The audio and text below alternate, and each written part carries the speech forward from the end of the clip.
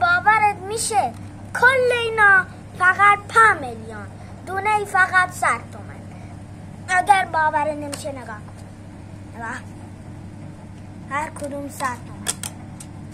کلی واسه پلیستیشن 2 داریم موجود کردیم واسه تون، فقط دونه ای 100 تومن.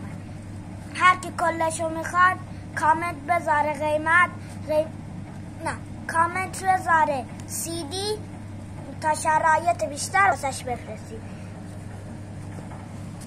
نگاه کنید کلی بازی 40-50 تا بازی داریم.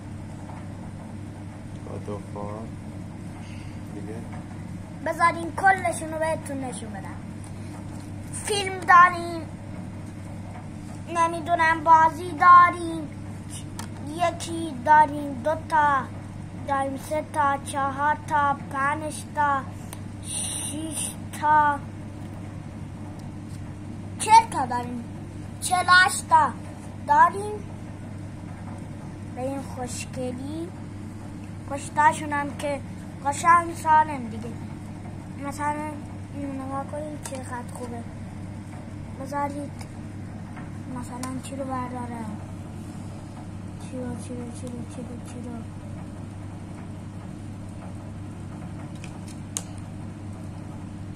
این فیلم نگاه کنید چقدر قشنگ و تمیزه.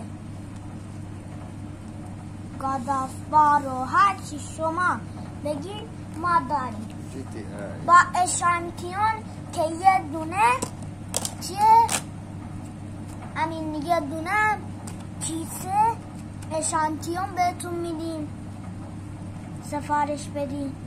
یه کیسه اشانتیون که داخل سیدیاتون رو بذارید.